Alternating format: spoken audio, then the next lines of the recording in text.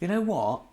And this has shocked a lot of people. With all the horrendous things I've ever said in my life, I don't regret any of them.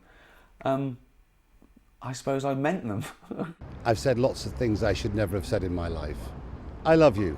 Will you marry me? I always loved you. First job ever with John Schlesinger. There's a queue light on the door. I'm meant to go into the scene. It doesn't go off.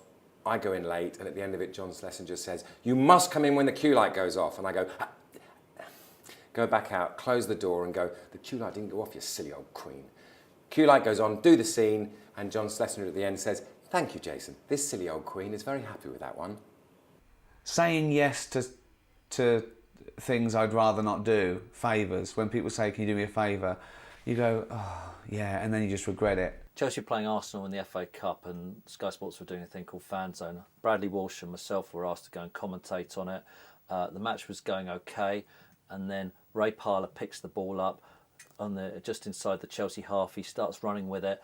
I then say to Bradley Walsh, "Don't worry, it's only Ray Parlour." At that point, bang, back of the net. Arsenal go and win the FA Cup. I've never lived it down since. Like, ever since people ask me to do this, I'm thinking, "Oh, what am I going to say? Oh, what a chore. They're going to come to the office, they're going to put up lights, I'm going to have to wash." So yeah, saying yes to charity. See, now I've said something I wish I'd... Me saying that doing charity annoys me. I regret that, because now people think I'm horrible, and that's all your fault. So, things I regret saying. Yes to Strictly Come Dancing. I was doing an interview with Jay-Z, and Kanye West had just done that thing to Taylor Swift on the MTV Awards, where he'd gone up on stage and taken the award and said, "Beyonce should win this." And I said to Jay-Z, I think Kanye West picks his victims. I mean, for example, he wouldn't do that to 50 Cent, would he? And Jay-Z's gone, "No one's scared of 50 Cent. Let me tell you again, no one's scared of 50 Cent," and it's caused an international beef.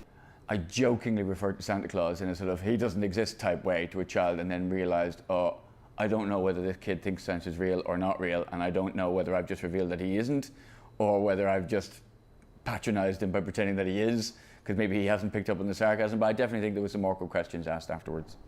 I was getting very drunk in Lemming, which is up near Doncaster RAF base, with 34 Squadron before they went off to Afghanistan, and I was invited to go to Bastion in Afghanistan, and being drunk, I said, "Yeah, of course I will, I'll go, I'll have some of that."